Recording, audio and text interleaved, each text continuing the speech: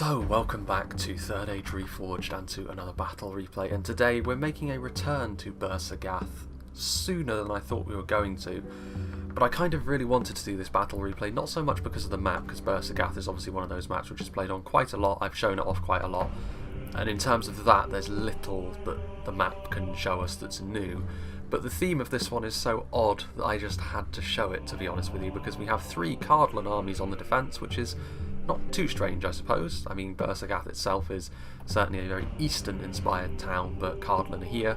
3 of their armies are on the defence. They're going to be doing their best. But there are 5 armies of hobbits that are on the attack, so we've got a full invasion force from the Shire, which can be, frankly, quite a scary thing if you're not prepared to deal with it, because they are a really awkward faction to fight. However, if you can bottle them up, their survivability can be an issue, which BUHR SAGATH has got plenty of choke points on, so it is a 3v5. I always give the slight edge to the army that has 5, but Cardolan do have the tools, I think, to really make the hobbits pay quite dearly in these choke points, so it could go either way, this one. But we shall go through the attacking armies first and foremost, as we usually do. What we can see of the attacking armies anyway, because of course much of it is going to be concealed by the trees out here, and the hobbits are an army which can hide in vast quantities even regardless of these highly wooded areas. So we've got some Bjornings, we've got Beastie 70 here. Bjornings, of course, are sort of an interesting type of cavalry. There isn't really many cavalry units that can fit this mould too much, but they're sort of like bestial cavalry, to be honest. In the same way that HORDE have got their war beast, you could potentially call the goats from Erebor, that sort of thing, at least a bodyguard unit, because they have some of the same attributes that the Bjornings have. There's a bit of warg in them as well, because they're very good as long as they get into sustained melee with other cavalry, but they obviously have low armour in spite of having a lot of hit points. A very strange cavalry unit, but potentially very useful, and of course, you know, enemy cavalry is not going to want to get tangled up with them in melee, but you can deal with them through other means, which I'm sure the defenders will try to do. This is the Proudfoot Protectors, which this is going to be a unit that the hobbits are going to have to rely on quite a lot, I think, if they're going to be victorious here. Not only for their crossbow bolts at range, but also the fact that they are pikes in melee may come into play as the battle wears on. They're also one of the more solid hobbit units. And back here, some battling brandy bucks as well. Plenty of armour piercing actually for the hobbit folk, so a lot of the rank and file Cardolan units could be in a little bit of trouble, but that's where the Dunedain on both sides actually will come into play. Another unit of Proudfoots there from Beastie 70. This army here is fairly revealed actually, which is interesting, played by Mevin. Several units of the hobbitry and arms, again, a little bit of armour piercing, but the unit as a whole has got a very low level of survivability. They do have something of a shield in this fence panel that they carry around. But again, they're going to be here for numbers. If the hobbits are going to win this, they're going to have to overrun the defenders in that fashion. Some Sheriffs of the Farthings as well, which do have a ranged projectile in their stones. So they're more of a sort of harassment cavalry, really. Sort of cavalry to cavalry combat. They're going to be backing up the Bjornings. That's going to be their job, dealing with any sort of sally out that the defenders may wish to engage in. Which is tempting, because if you can get some good charges into big blobs of hobbit infantry, it's going to do a lot of damage. 2 units of battling brandy bucks. There's some long bottom mob over here, which are pretty much a dismounted version of the Sheriffs actually, in that they throw pebbles that do relatively low damage, but they've got a lot of ammunition, so they can just sit in a position and very slowly but surely wear down a defensive line, but again, not very well armoured either, so they can be skirmished down pretty easily. Proudfoot Protectors, some Tookish Hunters, which are the entry-level archer, and there's also some Farmers of Buckland, which have actually got a really lethal charge on them. They're the better unit of armour-piercing shock infantry that the hobbits have, but they're still quite fragile, of course. Armour is not really the hobbits' strong suit. Now, the 3rd army, we have Morris, who has got 3 units of the Farmers of Buckland. Actually, you can see they've got this sort of mob formation, which doesn't actually help them. It does sort of curtail their effectiveness a little bit, but in the previous version of the game, I do remember they were a little bit too strong, the Farmers of Buckland, because of their big charge bonus. Kind of awkward to deal with. More battling brandy bucks, more hobbitry and arms who are already marching along. We've got some more Proudfoots, of course we've got some Ents on the field as well, definitely the beefiest unit and also the biggest damage dealer in melee that the hobbits have, at least at dealing damage quickly. We've got some bandits who have got those javelins, of course, which can be really nice for wearing down defensive lines a little bit quicker than the long bottom mob up there can manage it. The fireworks, which I don't know if anyone has noticed, but if you're on the Discord, you may well have done that white in the black cloud has been making more siege weaponry models, and the fireworks will have a unique model at some stage instead of just sharing the Watcher model with Khan. Potentially useful, but on the attack in a siege, the defenders can put themselves into positions where the firework launcher is kind of awkward to use, and you could end up doing more damage to your own army, so it'll be interesting to see how that is utilised. We have DF Josh, who has got some more Bjornings, some Farmers of Buckland, more Longbottom Mob, some more Battling Brandy Bucks. He's got some... Actually, no, those are Tookish Hunters. I thought they were Banderbrass Archers for a second, but they are not.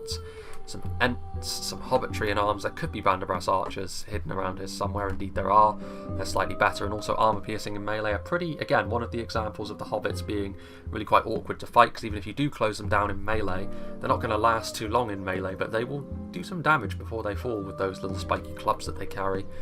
The Rangers are of course a threat, because body-piercing projectiles are always a threat in a siege like this, and also a couple of units of Proudfoots up front. And finally for the attackers, again lots of this army is going to be hidden, but we have Clatati. Been a while since I've seen Clatati actually. He's got some Tookish Hunters as the General's bodyguard, which is quite interesting. A couple of units of Proudfoots, a couple of units of Battling Brandy Bucks, and then some Bjornings and more Sheriffs of the Farthings. Rest of his army hidden, I would imagine Dunedain Rangers, probably some more Banderbrass as well. Now let's go on to the defenders, starting off with Joran, who's playing, well, all of the defenders are playing as Cardolan. Some upgraded Dunedain Captains, a really good choice against the Hobbits, because none of their units are particularly well armoured, so the Dunedain Captains will do a lot of damage, and the Hobbits don't really have anything that can outclass them in melee. They'll have to use some trickery. Hearthguard of Amon Sul, very heavy archer. The crossbows are of course going to be a real danger for the Hobbits as they move forward as well, because the amount of damage they can do quickly is fairly frightening. Warren to Tir Gorthad are here. There are some Dunedain Rangers mixed in there as well. There are some Tharbad Warhammers, again maybe not quite so efficient as they would be against other factions, against someone as lightly armoured as the Hobbits, but the base damage is still going to be absolutely brutal against the little guys. Minhiriath Archers, I mean all of these Minhiriath units, Archers, Spears, I'd assume there's some Men-at-Arms in here as well. This is where the Hobbit's AP can be quite useful actually, but it's still good that Cardolan has brought this, because it gives them a solid front line, a solid base to build from. Some Gwathlo Trackers are in there as well, who can do a little bit of damage. Also, probably trade relatively evenly actually with the entry level Hobbit Archers. The second army, some cavalry here by Mac in the Wild, who sent me this battle replay, so a big thank you to him. Some Royal Court of House Thorondor, and some mercenary crossbowmen. I mean, the mercenary crossbowmen could be good actually for skirmishing down any Bjornings, but it'll take more than one unit to deal with all the Bjornings that are on the attack. Royal Court of House Thorondor could charge into them and do a lot of damage, but they need to be very careful. If they get caught in sustained melee, it's bad news for them. Gwathlo Trackers are here. Moving further up the hill, we have got some bandits, got some Greenway Garrison footmen, some Thieves of Tharbad, a Trebuchet, which could be really good. Of course, the Hobbits don't have the best morale in the world, but then neither do Cardolan, and this isn't a settlement with a TC, so they will rout off the map. Greenway Garrison Spears, some Tharbad Warhammers, and the rest of the army actually deploying a little bit further forwards, although I think that's just to get some stakes in the gap from the Men-at-Arms Roman Gatekeepers. Some Sharpshooters, more Captains, and the rest more Greenway units with some Lumbermen and Rangers mixed in as well. Finally, we have Son of the Dunedain, who is actually playing as a heavily Dunedain based faction. Dunedain Captains with the armour upgrade and without. I really like the armour upgrade for the Cardolan Dunedain Captains actually, and they look really, really cool. That's the standard, obviously, the old model for the battle-ready Dunedain way back in vanilla that's still used. Tharbad Warhammers, some Minhiriath Archers will be good at skirmishing with their heightened armour. Greenway Garrison Footmen, another unit of Royal Court of House Thorondor, some Sharpshooters, lots of Minhiriath here to base the front line around, with some Gatekeepers and Wardens in behind. 2 units of Rangers, which are, if you're on the defence, based on the way that Rangers work, it's absolutely worth going into the red limit for some extra Rangers because of the extreme damage they can deal on a map like this if you use them correctly. And then some Thieves of Tharbad here at the back, and finally another unit of Hearthguard of Amon Sul. So I'll make a little bit of a cut, because on BUHR obviously the attackers deploy quite a long way away from the settlement, and it does take them a little while to get into position. Not overtly long, it's still a beefy siege this, but BUHR has been overly grindy in the past I think, but shouldn't be the case this time. I think this is probably the optimal length for a settlement such as this. So I'll make a cut and we'll rejoin when the battle is getting underway. So I suppose we're going to rejoin here because the mercenary crossbowmen here are cranking their crossbows up and they are going to be shooting into the Sheriffs of the Farthings who are moving forward here. A very large cavalry force sweeping forward with the Sheriffs of the Farthings at the front taking any shots because they're a little bit less important than the Bjornings in behind will be at trying to deal with the Royal Court of House Thorondor who, I mean, they're going to be able to tank the damage coming forth from the Sheriffs of the Farthings, but they need to be a little bit careful not to get too far ahead of themselves here, because they will still take some chip damage from those pebbles that the Sheriffs of the Farthings use, and if they do get caught by the Bjornings, especially 2 units of them, it's going to be very, very brutal for them indeed. None of the Royal Court falling thus far. Mercenary crossbowmen will be getting their crossbows ready to fire into the Bjornings, however, and so too will the Gwathlo trackers that are a little bit too far forward, a little bit too ambitious there, I would say, from Mac in the Wild, because I would be extremely surprised if these Gwathlo trackers were able to get away to the safety of their lines, which are fairly far away actually. They're not defending from the front too much. They're quite lucky, I think, there that Clatati decided to give up the chase, because I think that was a unit that could have been... It was a unit that was up for grabs, to be honest. A couple of the Bjornings have fallen. One of the crossbowmen has fallen as well. Ooh, and they are going to catch up to them. It took a little while there, but Mac in the Wild was finally caught by the Bjornings. And I suppose it's fine, because to be honest with you, those mercenary crossbowmen are doing quite a good job at doing damage to the Bjornings here. The one thing that I would be slightly concerned about from a defending point of view is that you don't really gain an awful lot by winning this fight. Like, you destroy the Hobbit cavalry force, sure, but you're not really doing much, not threatening to do much to their infantry, and they have 3 Bjornings, 3 Sheriffs of the Farthings. They're going to catch these mercenary crossbowmen out here, and with 2 units of Sheriffs, the mercenary crossbowmen will fall by the wayside. They're not very good in melee, they're not all that durable either. In spite of the fact they do pack on some plate armour, they aren't terribly durable. But the support of those crossbow volleys did cause enough damage to the Bjornings where the Royal Court of House Thorondor was able to actually win that fight, so that's something. But the Sheriffs of the Farthings now coming in to offer a little bit of support.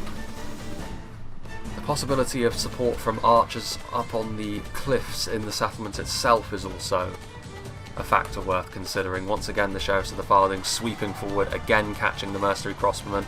There is a big difference in the amount of damage these units can do with their ranged attacks, but the Sheriffs very much being utilised here as almost like ablative armour for the Bjornings.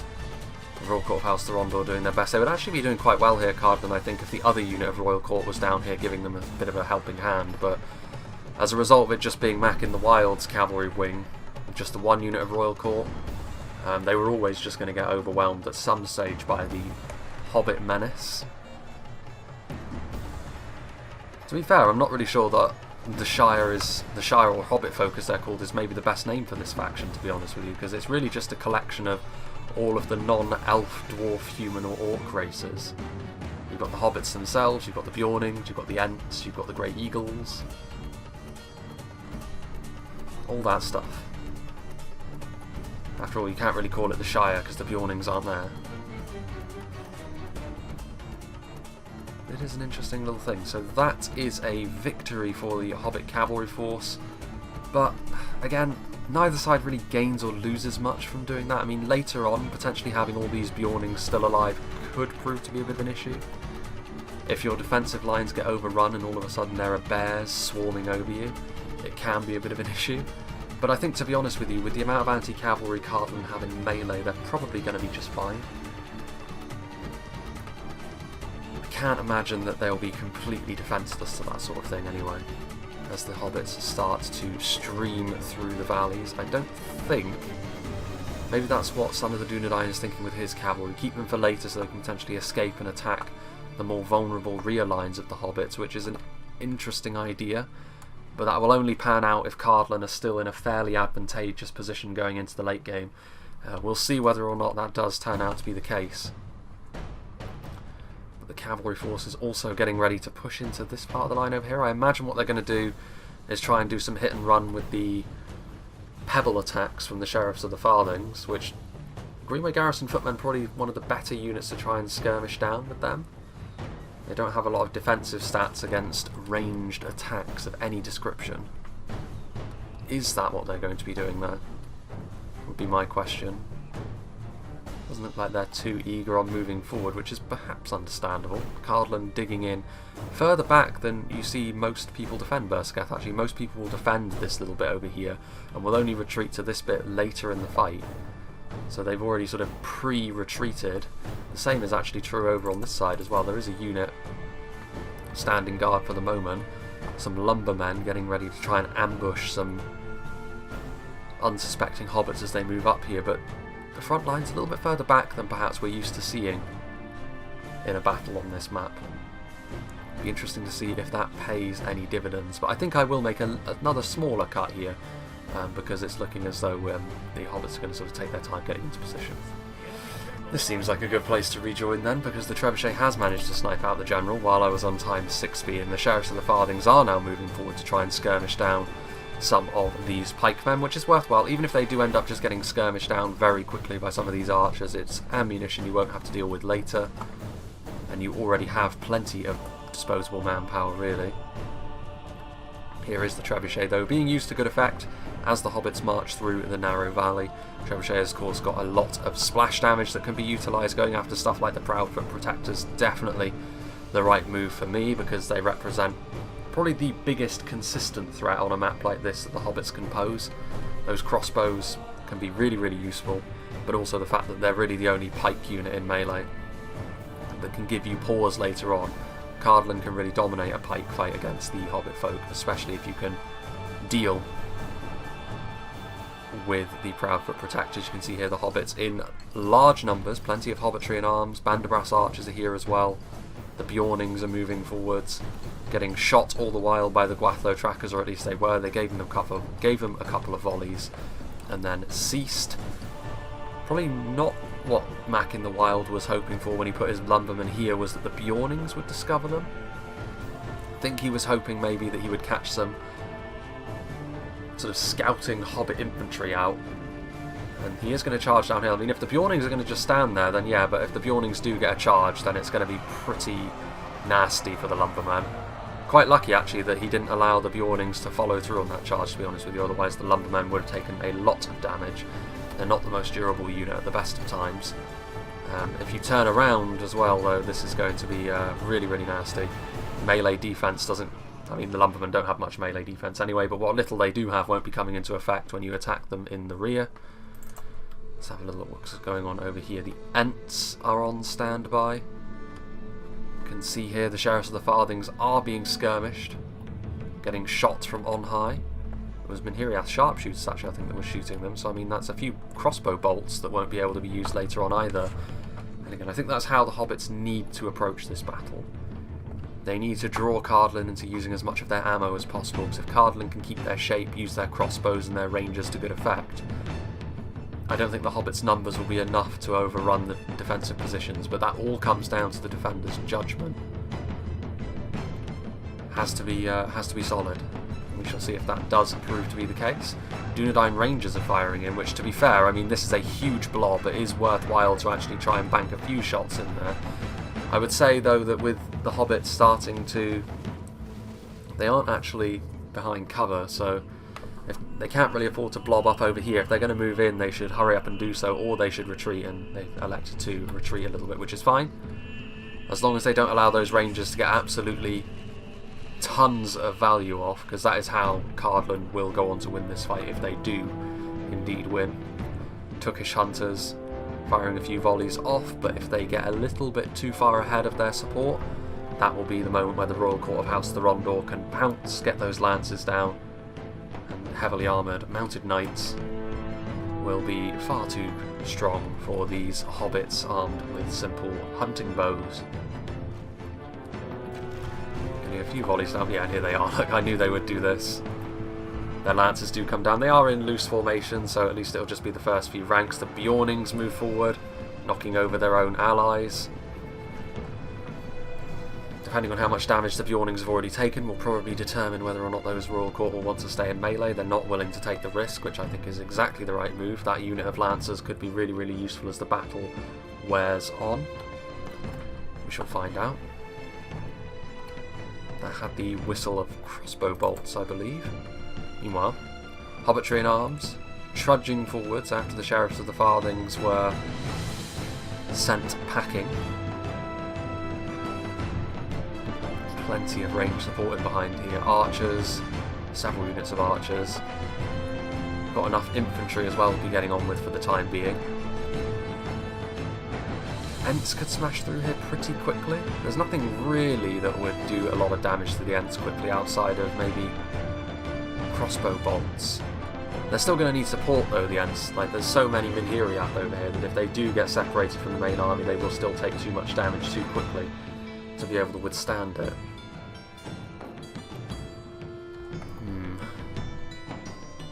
Hobbitry in arms.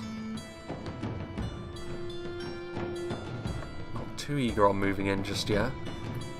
I mean, they've got plenty of infantry over here. They could actually mount a decent attack here if they go in with the hobbits. They've also got some archers in behind, some Tookish hunters offering a little bit of support. But of course, with this many hobbits now on display, that's where the Cardolan archers will force the hobbits' hand, really.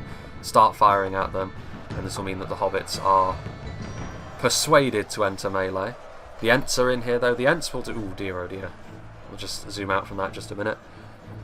The Ents will do a lot of damage to the Greenway units and to the Minhiriath, but over time they will take a lot of damage. But this is a big assault coming in here, and I don't think the hobbits have got too much of a choice but to engage in these kind of tactics, just to try and swamp the enemy more than anything else. Even if the battle comes down to how well they use units like their Proudfoot Protectors, their Rangers, their Banderbrass Archers, ultimately they're still going to have to engage the Cardolan lines in a way similar to this. I mean, these Ents are going to do a lot of damage to these rank and file Cardolan units, which if they can start making some progress, start the ball rolling, that's exactly what the hobbits will want. But the Tharbad Warhammers being committed, they're an ideal choice of unit for trying to deal with the Ents, because they will do significant damage where the units around them will not. Tons of arrows being utilised as well, hobbitry and arms moving forward. But now that the fuse has been lit, they need to follow through on that. Less eager to do so over on this side, but there is a good reason for that. It's because they're pushing up the firework launcher, which, to be honest with you, this is the part of the settlement where the firework launcher is probably going to be most useful, because there's plenty of units they can try and hit with it. So I actually do agree with that, but as long as they are aware of the fact that their allies are moving in fairly quickly, the battle is well and truly underway now, and they can't afford to rest too heavily on their laurels. Greenway Garrison Spearmen being committed as well as the men-at-arms, just making sure the Ents can't break through. Neither of those two units are going to be especially useful against the Ents, especially not the Spearmen because of their very low damage. But the Tharbad Warhammers are in here. They should do the business. The Ents will ultimately die here, I think, but it's how much damage they can do to the Cardolan infantry before they falter. Plenty of Minhiriath archers doing the business here, as well as the Dunedain Rangers shooting into that blob at the front. Plenty of archers in behind, including Longbottom Mob, actually. Very, very difficult to tell how well the Longbottom Mob are performing, just because, much in the same way as other ranged units, it's just difficult to keep track of a single unit over the course of a battle, but also their projectiles blend in better than any other. Arrows, javelins, crossbow bolts, you can easily see them, whereas the pebbles are so small and they blend into the background on a map like this so well that you can't even tell if they're actually hitting properly, but we'll see by the end of the battle. Farmers of Buckland moving forward as another wave. Those scythes will do a lot of AP damage, to be sure. The Ents have actually, one of the Ents has been pulled off the front line. Sheriffs of the Farthings have moved forward also. Let's have a little look over here, shall we? Gandalf's fireworks presumably fired a volley and grilled a couple of their brethren. Tookish hunters. What happens to that unit of cavalry? I mean, the Royal Court could really catch out that artillery if they're not careful. Lumbermen are hidden. Son of the Dunedain, I think he knows what's coming with the firework launcher being pushed up, but a lot of his units are behind cover. Tookish hunters trading fire. Of course, they could try and snipe out the artillery crew with just a unit of archers. Takes a little while to do that completely, but we shall see. Over on this side, meanwhile, certainly more of a touchy-feely approach over on the other side of the battlefield, whereas this is much more brutal for both sides. Tharbad Warhammers have actually taken a lot of damage. I would actually put that down more so to the support that the Ents and the infantry have been given, more so than the damage they were doing to them personally. But it does go to show that if you can get a lot of ranged units in support, you can do quite a lot of good work. And you know, like I said, most BUHR-SAGATH battles do tend to be they tend to be a slow burn, but on this one, at least on this side of the battlefield, It's been anything but. It's been a real blood and thunder kind of engagement, this, with Dunedain captains and Warns of Tir Gorthad now being pushed forward by Joran to try and hold on to this front as more hobbits pour forward. There is the trebuchet. It's been pushed back into a pretty advantageous position, to be honest with you. This is obviously the biggest blob of hobbits that you can try and shoot with it, but you run the risk of friendly fire if you shoot there, and that's not really something you want to do, especially not as Cardolan. It's mostly elite units, to be fair, but if you do have your basic units and you hit them in the back with a trebuchet shot, then you're asking for trouble, really. They do manage to snipe out 2 Ents. I mean, this is the risk of having your Ents just in the backfield and not in melee. They will be targeted down. Javelins are here as well, doing damage to the hobbitry in arms. One of the trebuchet shots thuds harmlessly into the cliffside there. More long-bottom mob pouring forwards, more hobbitry in arms. This is the thing about the hobbits. They've got so many numbers to back them up that they can keep assaults going for far longer than most other factions can. They're a numbers faction, really, in the same way that someone like the Misty Mountains are. You can see here the Proudfoot Protectors getting absolutely hammered with a litany of projectiles. They too will be able to give a good deal of damage back in return, of course, but definitely a unit you want to be dealing with if you can. Meanwhile, yeah, you can see here the Royal Court of House Thorondor. Hobbitry in arms are broken. There's the firework. There's only 9 firework men left. You can tell from their red hats. So he's done a good job here at keeping the attackers at arm's length with a single unit of cavalry. And yeah, the Rangers are also shooting, so I kind of doubt we're actually going to see the firework launcher utilised all that well. Which is a bit of a shame for the attackers, but it was always going to be quite difficult, because if the defenders truly wanted this artillery piece gone, whether by cavalry or archers, they would have made that happen, and so it has turned out to be, I think. They're just going to have to rely on good old-fashioned elbow grease, I think, to get through this choke point. Fortunately for them, they have plenty of that. Gwathlo trackers are firing into the sides of some of these units, including Dunedain Rangers for the attackers. Some of the Dunedain electing to pledge fealty to the hobbits, I suppose, as their reign of tyranny threatens to begin. Long-bottom mob. Pebbles being thrown in, and I assume, actually, based on the fact that the hobbits are actually, getting a fair amount of damage done to Cardolan, I would assume that these pebbles are actually having an impact on the front line, and despite their low base damage, it is still adding up slowly over time. Minhiriath archers taking damage, Minhiriath sharpshooters as well, who are decent in melee, but their armour piercing is not going to be terribly useful here. Dunedain captains, who under normal circumstances will do very well against this kind of unit, but there's so much damage from ranged units being committed to both sides here that really this battle was never going to be decided by the martial might of the factions. It was going to be decided instead by how well they could utilise their supporting units instead. Gwathlo trackers firing away. Kind of an interesting unit, the Gwathlo trackers. They're relatively cheap. Their missile damage is just average. Armour-wise, of course, they're pretty poor. They can hide anywhere.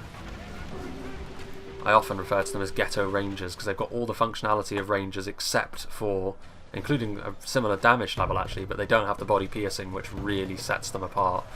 Obviously it makes such a huge difference as this fight continues. Plenty of hobbitry in arms, the armour piercing having a good impact here for the hobbits. It's just whether or not they can keep this level of pressure up. That is going to determine whether or not they will have any sort of success in this fight. Dunedain Rangers now moving backwards, Bjornings moving forward. You can see there Tookish Hunters, they're trying to skirmish with the enemy, and I mean they are doing some damage to the Cardolan lines, but to be brutally honest here, I think the hobbits just need to get in to the melee fight, mainly because if you're talking about stuff like Dunedain Rangers, they can only target either just your front line or your skirmish line. It's one or the other, they have to make a choice. Whereas as it is, it's a more comfortable existence for Son of the Dunedain over on this side of the field than it is for his allies over on the other, where they're having to deal with a very substantial assault. Two very different philosophies here. The Gandalf's fireworks are in position. They could absolutely start firing at this point. Although I don't think they're going to get the choice. Forward come the hobbitry in arms to block the advance of the Dunedain Rangers. If they're going to use them, it should probably be now. Now or never, as they say. doesn't look like they've got as many units over here ready to be committed. Looks like more has been committed over to this side, as they continue to just charge through the Valley of Death over here, as I'm going to have to refer to it now.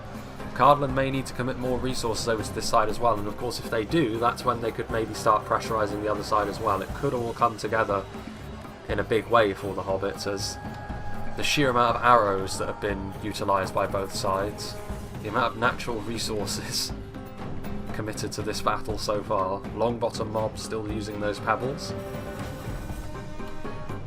It would be an interesting mechanic to give them as close to infinite ammo as you could make it, because of course their ammunition is something that they can just find on the ground. It would be interesting to see if that was the case. Another unit battling Brandybucks being moved forward again, more armour piercing for that front line, and it's having the desired effect here because the Hobbits are just pouring through. They do remind me a little bit of the Skaven in Warhammer 2, with the way that they play, just pouring forwards. A few interesting tools to support a mass of little terrors.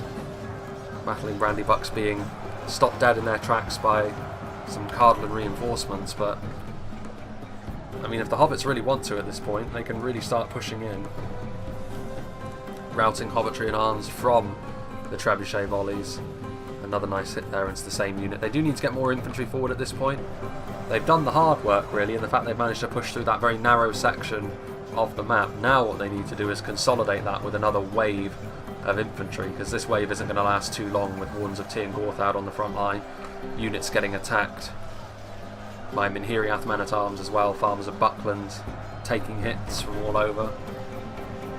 Fire arrows being loose, that's risky. It's as risky for your units as it is for Cardolan's, but you can see here as well, these Gwathlo trackers not doing too well in a skirmish fight. It's exactly the sort of thing they aren't that great at.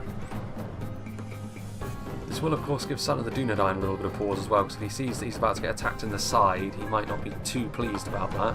But I think given that that's the case, given that they're finally making some progress on the other side, you really do need to be attacking over on this side as well now, in a fairly substantial way, although to be fair, they don't have that much over here. Maybe they've overcommitted to the other side, or maybe a lot of their units are just hidden, which is equally likely I suppose, given the Hobbits are what they are. Again, this unit of Minhiriath archers continuing to do its thing. More rangers. Yeah, they're just being a little bit too non-committal over on this side, I think, the Hobbits, and that might end up coming back to bite them. We shall have to wait and see. Comes a time where you just have to go all in. Hearthguard of Amon Sul moving forward, more Dunedain Rangers. There are more and more Hobbits pouring forward though. They have stabilised themselves somewhat, Cardolan. They've still got some Hobbits in and amongst their lines. You can see here, attacking into the side of these pikemen are the Farmers of Buckland. And they do a lot of damage. But Thieves of Tharbad moving forward to put an end to all of that. They do need more infantry over here though. Bandits clad in black. I think, are they? Yeah, it's rotting meat at this point. You can see the green clouds all around this stables. Shower of javelins coming in, hitting the fighting men of Cardolan. Been a really messy fight over here. I really like this kind of engagement though, because there's a lot to take in. There's the skirmish fight going on over the melee battle. Cardolan have stabilised though, and I don't know how much infantry they have left necessarily here, the Hobbits, but they were a little bit slow on the uptake there. They pushed through, and this is something that we find happening quite a lot, I find. Where you push through, you do the hard bit, but then you find you've got your reinforcements are too far away and you've got nothing to consolidate your gains with, and you end up losing all that you have. It's always a real shame when you see that happen, because the intent was correct, the execution was just wrong. And still over here we haven't really seen, it's really stark contrast actually, both sides of the map. Because over here we really haven't seen the Hobbits be very committal at all, and as a result Cardolan maintain their defensive position. Anyway, garrison footmen moving forward. They've still got the cavalry as well. A little bit depleted at this point, but still 11 heavy lancers. Could still be very useful. Heavy crossbowmen and heavy archers doing their best. The Hearthguard, of course, are a Dalian unit over in deck. Lumbermen pushing forward from Mech in the Wild. They were over on the other side, actually. They've been moved over to here just to add a little bit more manpower to the front. A haze of rotting meat, which will actually have an impact on the hobbits. Their morale obviously not amazing. There's still one Sheriff of the Farthing in here, actually, which is kind of cool. And there he goes. Cut down in his prime. Battling Brandybucks are on the front line. Axe to axe with the Lumbermen and the Gwathlo Trackers. Forward come the Ents again. This is a fresh unit of Ents, actually, you can tell, because they're not bloodied up at all. Interesting to see them committed at the same time as the Lumbermen, because the Lumbermen, very fittingly, are actually a decent unit against the Ents, but they're only decent, to be fair, if you've got something to support them, because like the quality of the unit really isn't there to defeat the Ents on their own. Do they have support? Again, pikes isn't really what you want to see. What you want to see is just some numbers. Maybe another unit of captains wouldn't be the worst thing. Thieves of Tharbad trying to throw their projectiles in. The Ents backing up a little bit, perhaps in natural fear of the Lumbermen. The Ents would be ideal for breaking up what remains of the Wardens of Tir and Gorthad, though.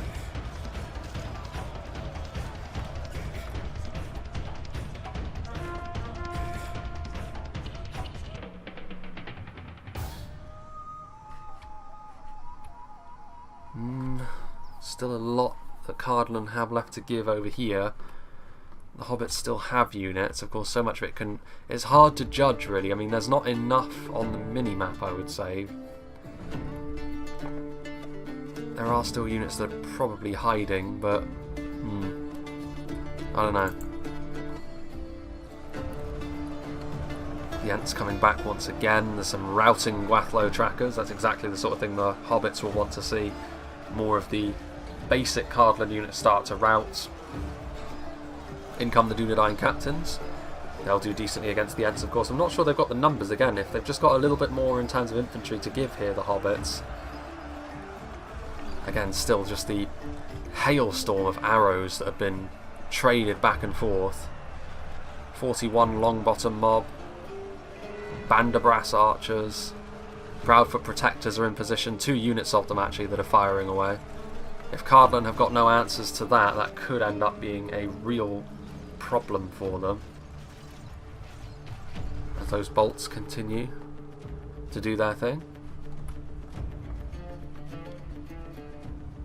Sheriffs of the Farthings are still down here. What do they actually have left? Let's have a quick look. More Proudfoots, 2 units of Proudfoots actually, which is very good. They've got more armour-piercing infantry down here. 3 units of Proudfoots by the looks of things, actually. 4? Plenty of them left then, and they could be just as useful in melee as this fight wears on. Like I said though, they need to do something about Son of the Dunedain still having, more or less, a completely healthy infantry force that could be used later on. Having to bank their shots over here, these crossbowmen, but they're still going to be able to fire in, score some hits on the Proudfoots. Accuracy isn't really there though. If crossbows don't have a clear shot, it can be a real issue. That there is a cliff wall. Oof, that frame rate. Our foolish general has thrown his life away. What's our chances of victory with it? They still have some Ents in the backfield as well.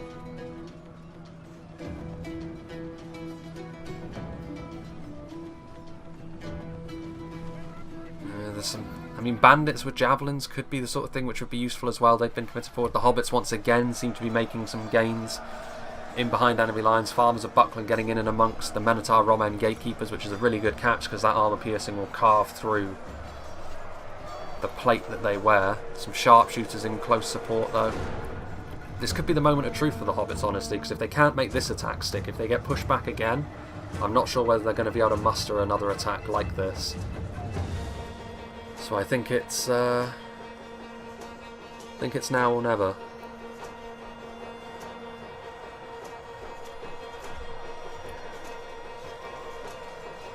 "22 of those bandits remain." It is interesting actually, the Ents. I mean, Minotaur Roman gatekeepers will do decently against Ents, but they're so overwhelmed at this point that I don't think they're going to last much longer. It takes quite a lot to rout a unit like this, but I think that's exactly what's going to be happening.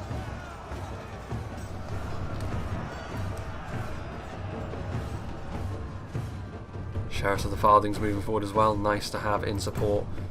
Still a worrying lack of action over here. I mean, at this point, Son of the Dunedain is pulling back because I think he realises he's going to get attacked in the side by Ents. And while he could tilt some of his army to stop that, it makes more tactical sense to just pull back and instead try to deal with things from just the one direction. This will give a clear run into the settlement for DF Josh and Morris's armies, or at least what armies they have over here. I don't know. The fact that Son of the Dunedain has still got such a healthy army going into the late game could be a bad thing for them. And he has actually committed a few units over here, perhaps sensing an opportunity to bring down the Ents, which they don't want to be dealing with in the late game. Could definitely understand that. But with the support of the farmers of Buckland and the like, it's not going to go so well for these pikemen in particular. It's quite fortunate actually that the Ents are pulling back, but the Dunedain captains I think are going to try and get away as well. They're going to leave this unit of basic pikemen in behind as a rearguard action.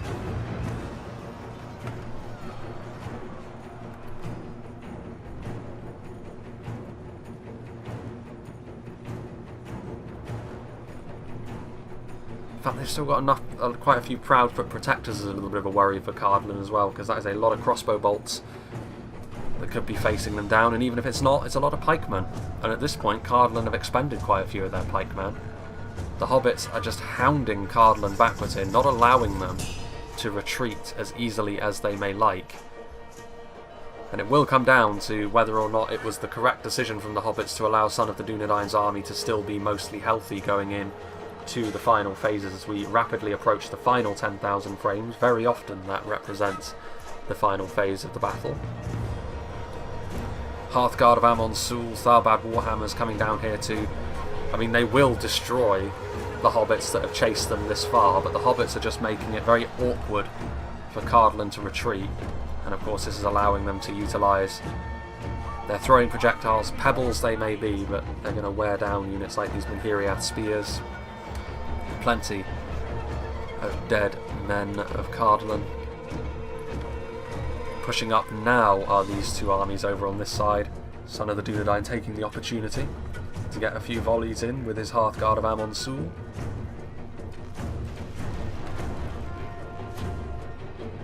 Decent shots. Oof. Poor hobbits. Like I said, a very weird faction, the hobbits. Quite unlike any other in the game, mechanically speaking. Simultaneously weak and strong. Which is perhaps thematically fitting. Well, depleted units of archers still doing their thing. And this could be the difference here. If the hobbits have got enough of those projectiles left, because I'm not sure how many projectiles Cardolan will have left, because even though from a melee perspective, Son of the Dunedain is probably looking pretty healthy, I'm not sure how much of his ammunition he will have left, because he was using his ammo, trading blows with the hobbits over on his side of BUHR. Crossbow bolts being loosed.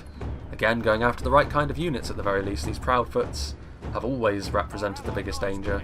There goes a Cardolan general, torn apart by ravenous hobbits, Banderbrass archers and hobbitry in arms. Hobbitry in arms now moving forwards. The trebuchet lies vacant, but the trebuchet, to be fair, has scored some pretty good hits throughout the battle, including causing a bit of routing. So I don't think you can have too many complaints about the trebuchet. It broke even, at least, I would say. We'll find out at the end, I suppose, because this battle is from Cardolan's perspective, after all. The hobbits once again pushing forward. Again, the hobbitry in arms going uphill.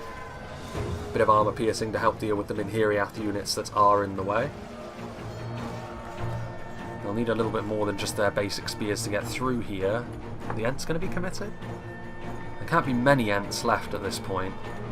Ooh, it's a risky move to commit them now, and the Tharbad Warhammers have joined the fray on the front line. I can't imagine these Ents are going to last too long with those Warhammers in attendance.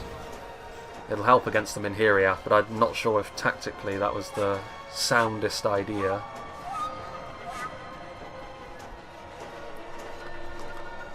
What else have we got going on? Proudfoot's in behind. Farmers of Buckland reveal themselves. They could be really useful on the front line. More Proudfoots. Still units coming into the settlement as well, Longbottom Mob, Proudfoot Protectors, but it's not like a huge force that they can commit forward. They're also a little bit stretched at this point, the Hobbits. They need to get some of these units which are just loitering around down here on the lower levels up here, and they need to get ready to mount a full offensive against Cardolan. Again, the Bjornings coming in here. They're depleted, but they're still making a nuisance of themselves, charging into these sharpshooters.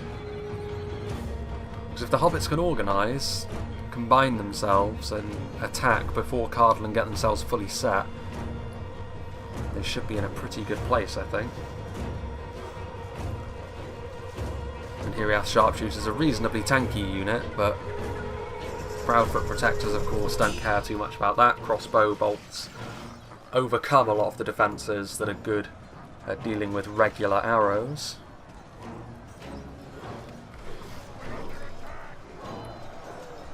There's a few Ents in here as well. I mean, to be fair, at this point, the Tharbad Warhammers have been retreated from the front line, so you may as well keep the Ents in here, actually, to more rapidly break the Minhiraeth spearmen that are staying behind in the rear guard once again. I'm not sure how much more of that Cardolan can afford to do, to be honest with you. They need to maintain the health of their army overall. Some of these units are also getting left behind because the Hobbits are just continuously hounding them. They could still get away with the support of the Royal Court of House Thorondor, but again, it's going to be more losses that they're going to take. The Bjornings could also prove to be the final nail in the coffin for what remains of the Royal Court. Dunedain Rangers are still here, and they probably still have ammunition, to be fair, as well. I think that may end up being the difference here. If it came down to pure melee, I think Cardolan would probably still have what it takes to win. But I think Cardolan, based on the way that they've decided to engage so far, they should still have enough ammo to tilt the scales in their favour. That's what I'm predicting anyway. I think that will end up being the difference between the two sides as we enter this part of the battle. Tharbad Warhammers need to retreat at this point, to be honest with you. They're loitering around here, and the longer they linger, the more likely it is that the Hobbits manage to catch up to them and don't allow them to retreat, and losing that kind of power on the front line might be terminal. Still some Bjornings. There is Samwise, all bloodied up. Short sword in hand.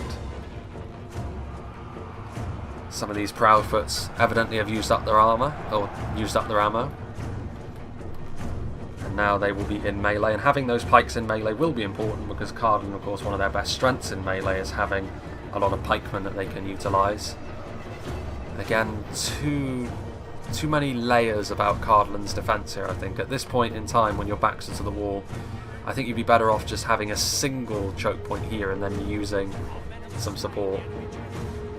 There goes another Hobbit general. Sniped out. A good catch by Mac in the Wild and his sharpshooters. But one unit of Greenway Garrison footmen with a very depleted bunch of... Well, I say that. Hearthguard are coming in. A somewhat depleted Hearthguard of Amon-Sul unit is not going to be enough in the long run, but the Hobbits could make a bit of a mistake here by not committing forward enough to the front line, and this is where being a little bit more stretched comes into play. What else have we got here? 2 Bjornings. There's still a lot here, isn't there? This is all of the stuff that Morris and Josh weren't committing earlier, and that could prove to be very important now, of course, now they've got plenty of farmers of Buckland and battling Brandybucks and Longbottom Mob that they can commit. All of these units will be very, very useful at trying to secure final victory in the field here. There's still some Dunedain Rangers from Mac in the Wild trying to snipe out some of them. I mean, they've got their own rangers here, the Hobbits, which could prove to be very problematic indeed.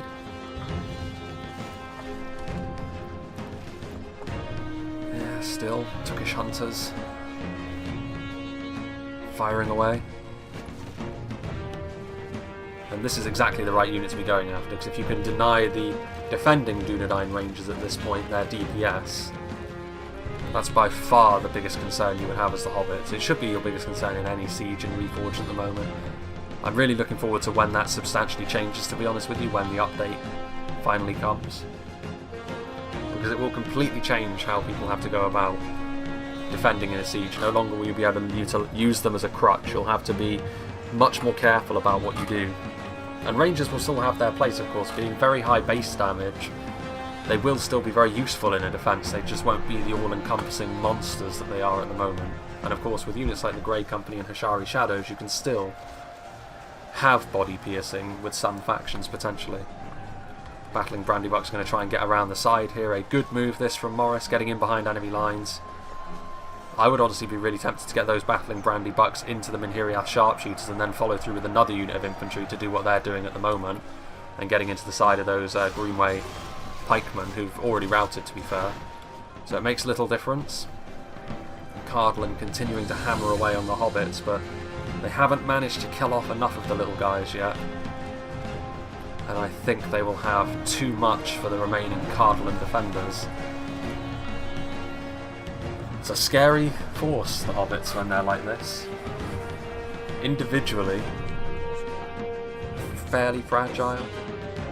Yeah, they can often punch above their weight in terms of damage, especially against armoured units, but a lot of their other stats are not really up to scratch, but they come in such high quantities and their support units are so awkward to deal with as well. And I think that may end up being the difference here. Indeed. Tharbad Warhammer's doing their best, and also I'd say Cardolan have layered up a little bit too much. They did quite well down here on in this choke point, where it's just like, I mean, there's a lot of carnage here because of the back and forth nature of the fight, but ultimately it was one singular fight they were committing to. At this point though, as they've been retreating backwards, individual units or a pair of units have often been caught out, like this one here, and overwhelmed by the hobbits, and they've played into the hobbits' hands in that way a little bit too much in the later portions of the fight.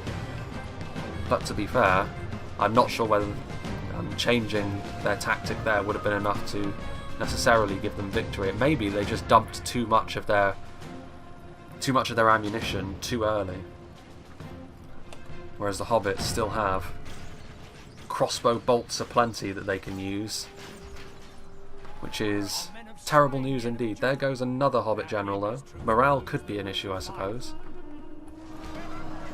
but I'm not sure if they're going to be able to break enough of the hobbits to necessarily win the battle here, Cardolan.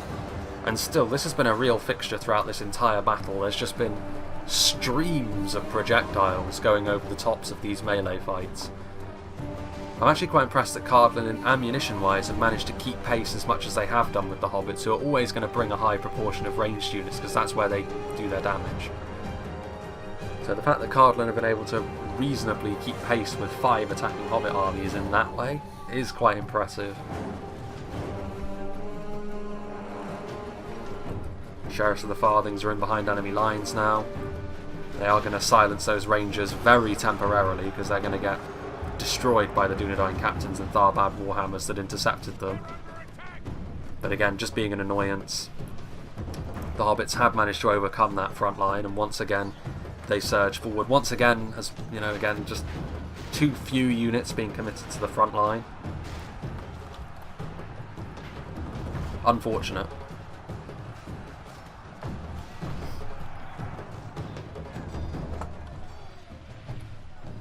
But I mean, again, at this point it's not really terribly important, because at this point I think the battle is very much the hobbits to lose, just because of how backs to the wall it is. I mean, if we have a look at the percentage of kills, yeah, the hobbits too far ahead at this point in time. But it was for the spectacle, the reason that I wanted to do this battle anyway, because the theme is so odd. Very rare you're going to see a 5v3 where all 5 of the attacking armies opt to be the hobbits. So it's somewhat unique, even if the map is very familiar indeed.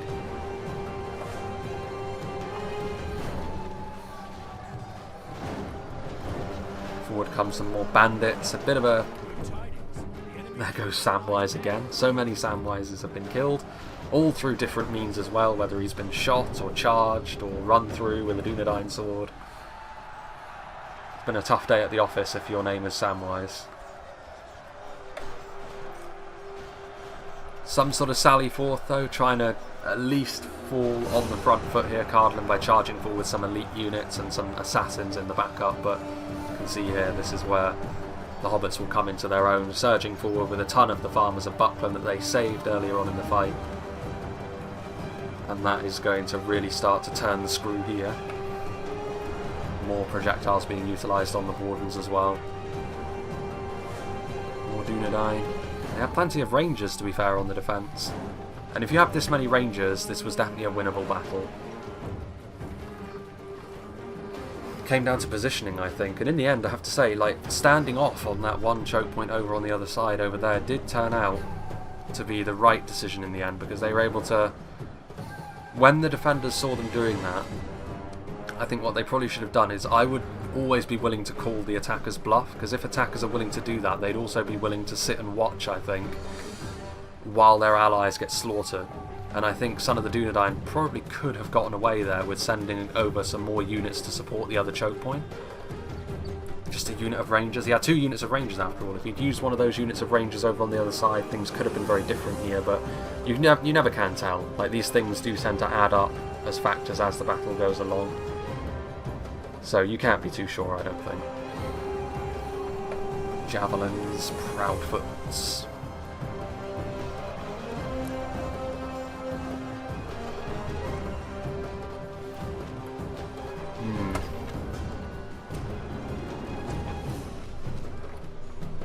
Farmers of Buckland pushing forwards.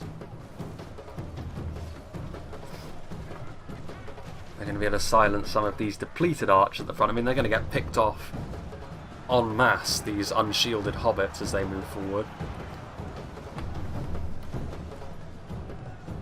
But it's very much a case of, we have reserves. And here we are, they're trying to break the hobbits at this point with fire arrows. It really has come to this. That is their only recourse at this point in time.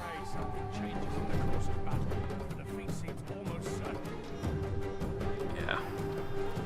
They've probably racked up pretty heavy kill counts, to be fair, all of the Cardolan armies, I would say. Maybe Son of the Dunedain slightly less, because he only got, you know, more of his army was involved later, which tends to mean lower kill counts, but that isn't really a slight on performances. Like, I would imagine all of the Cardolan armies have racked up impressive body counts of hobbits, but it's not going to be enough here. There's simply too many of them. Like I said, very Skaven-esque.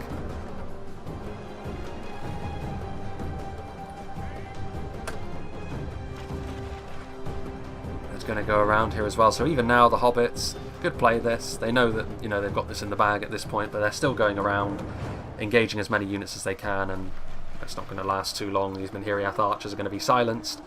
And if they are in guard mode, it means they're just going to get torn apart in melee pretty quickly.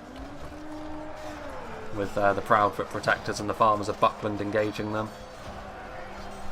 Definitely a unit, one of those units that it's worth going into the red limit for if you're on the attack as the hobbits, I think, are the Proudfoot Protectors, because they're very multifaceted. A crossbow that's a shielded pikeman in melee is a really, really useful mix. If you're on the defence, probably the Rangers are the better choice as the game stands to go into the red limit for, because the damage potential is so ridiculous. Or you could say both, to be honest with you. The hobbits are never really going to be a faction that you're going to struggle too much with in terms of paying for your armies. Mac in the Wild's army has broken. Joran has broken. Oh no, Mac in the Wild is the only one left alive. This one unit of Hearthguard of Amon Sul, the last unit left standing. Tough unit to break, tough unit to kill, with how heavy their armour is. Just look at the hobbits come forward now. Proportionally, it's probably a fairly small portion of the army actually for the hobbits, but the hobbits are just, so many of their unit sizes are 252 on huge settings, which this battle was on, of course. Victory seems certain. Only a fool could lose this battle.